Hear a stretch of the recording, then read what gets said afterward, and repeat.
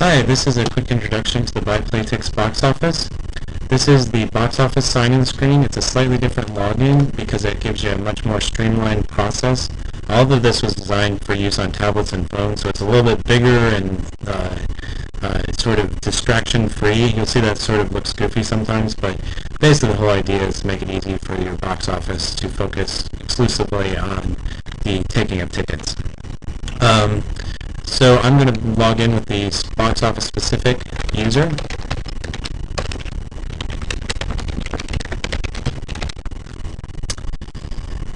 It'll now ask you for the production and show you want to take tickets for. Those should be the next possible show that hasn't closed. So most of the time this is just going to be correct and you can start taking tickets. So here on the right are your reservations, and this is where your reservation pickup is going to happen. So if Kimberly comes up to the box office, I can go ahead and choose that 1 of 1 tickets have been picked up, and it's going to go ahead and cross that out, and we know that the seat is D4. If I come up and half my party hasn't arrived yet, I can go ahead and choose that I'm only going to pick up 2 tickets and I have 1 left outstanding, and so this isn't going to be crossed out just to be helpful to you as a box office ticket taker. And that's going to factor into the total tickets stored and the unclaimed tickets. So unclaimed up here is going to show you that I've still got 8 tickets not picked up, so that's usually pretty useful for figuring out how long you need to hold the show. Over here is the release button, which is the little butterfly letting it free. Releasing tickets doesn't work yet with the SeatMaps, but I didn't want to hide it because I do want to actually get it working. Basically what it needs to do is actually pop up a window and say, okay, so you have tickets E1 and E2 and E3, but you only have 2 tickets picked up. Which one do you want to, which of the 2 tickets you want to keep, and which is the one you want to make available to other patrons? So that's there for now, but I would say for now, if you need to release a ticket, just sort of write it down. Hopefully that doesn't happen too frequently for you guys.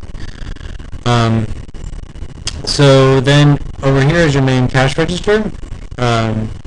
So that's most basic. You can say I'm going to sell a ticket. I'm going to sell 2 of those. Up here is where the number appears. This should work just like a calculator. You click OK. Pick 2 seats. I'm going to choose B8 and B9. Click OK. And I'm going to use a credit card. So I click on credit. And then I did get the credit card scanner working, so you should just be able to scan your credit card. And you can enter a email receipt or just click OK either way. I found you guys have keyboards actually, so chances are you patrons might actually want receipts. So if you click OK, it should process that credit card, and we have gift card recipient is what the name is on my credit card because it's a test credit card and it is just a gift card. So it should normally say like Timothy W. Thomas or something like that, and then these are the seats that we just sold.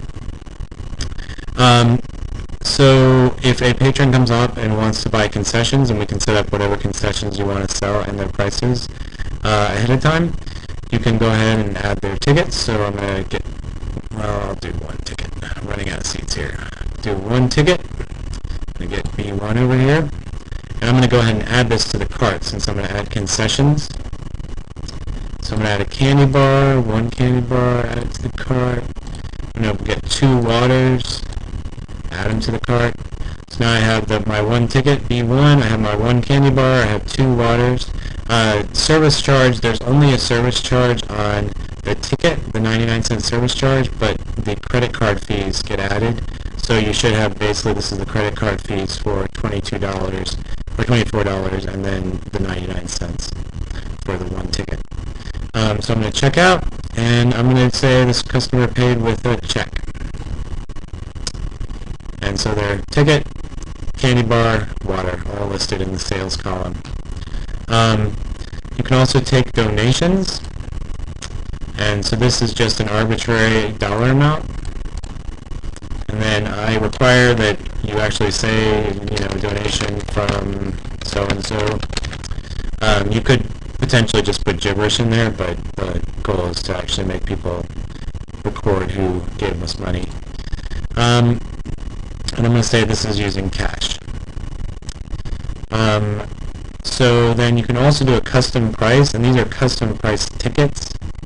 So you have to do a quantity. So if I say 2 tickets at $4, so these are super cheap tickets. I don't know why I'm selling them, but you know, for some reason with box offices we need these overrides. So I click OK. I'm going to choose my 2 tickets, and I'm going to do that as cash. You'll see it actually ended up selling 2 $4 tickets, super cheap.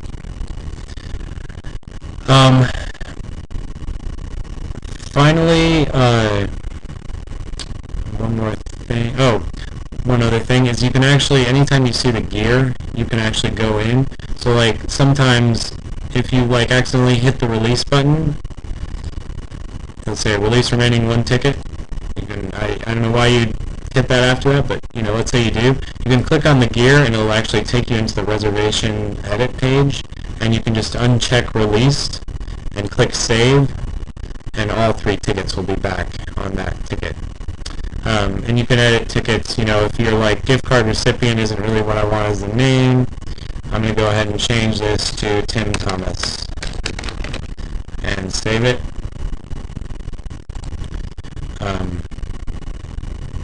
Assuming it saved it somewhere in there.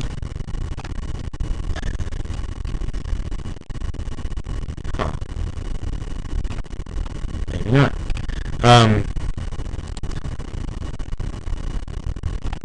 Anyway, some of these are kind of goofy. So, and one more thing, or maybe not. So that's pretty much it. Let me know if you guys have any questions. Thanks a lot.